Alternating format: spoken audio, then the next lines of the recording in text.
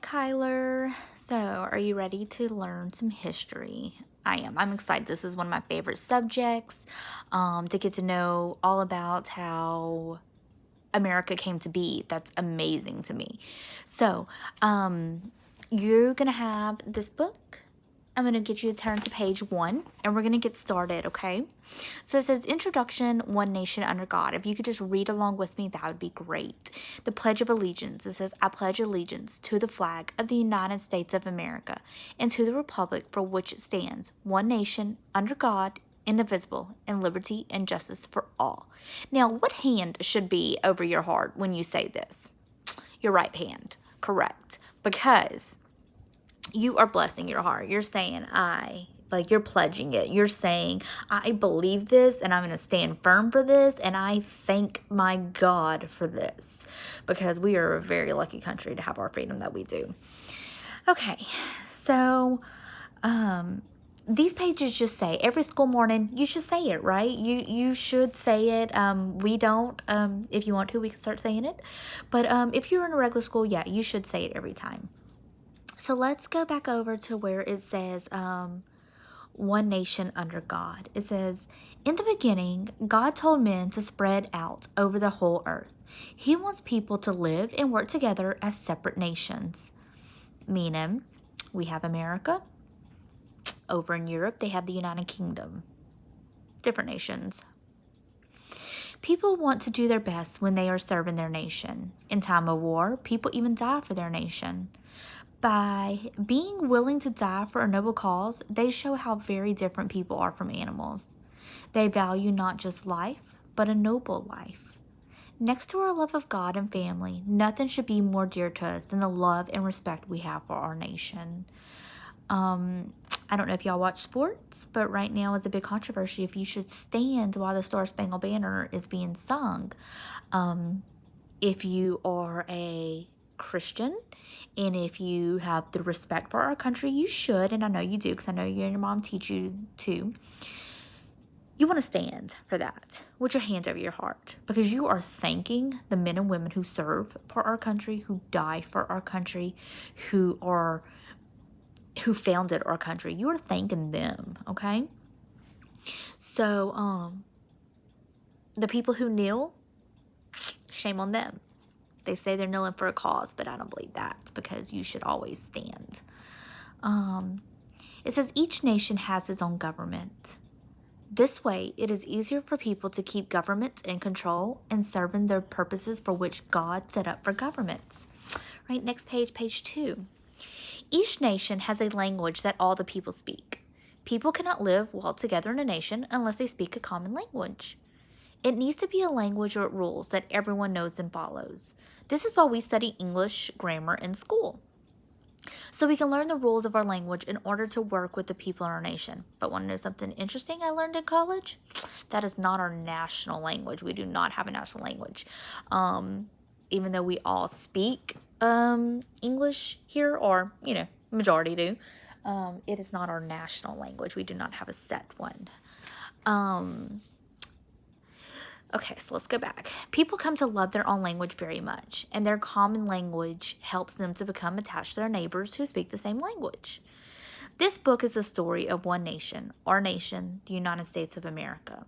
You will learn how America came to be a nation, who its famous people have been, and what important events have taken place in America.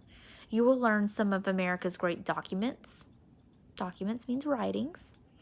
And you will learn how the truths of the Bible made America the greatest nation on the face of the earth. Because remember, our ancestors said, our founding fathers said, we are one nation under God.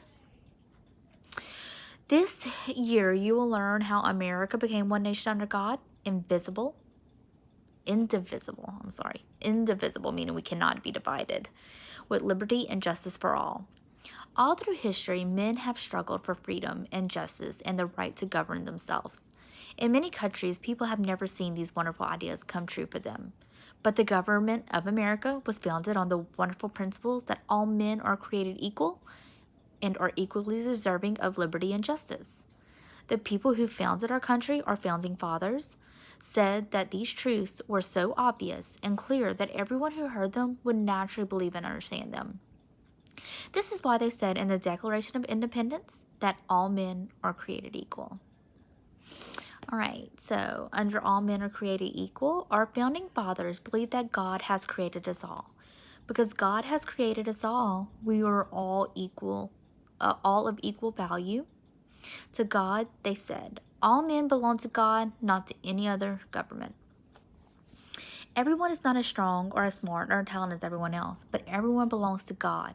Everyone is equally responsible to God to do his duty. No man or government has a right to selfishly take away the rights that God has given to all men equally.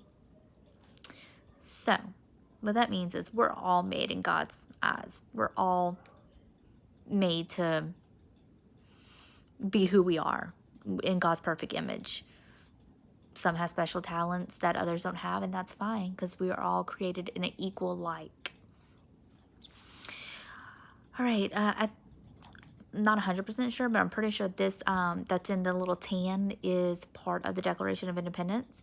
It says, we hold these truths to be self-evident, open, and obvious, that all men are created equal, that they are endowed by the Creator with certain unalienable rights, that among these are life, liberty, and the pursuit of happiness. All right, our founding fathers believed that God has given all men the right to life and liberty. Liberty is freedom. It is not freedom to do whatever you want to do, though. We are not free to hurt other people or steal from them. If we were free to do that, we would be taking away their freedom. Our country has laws to protect the freedoms of all people.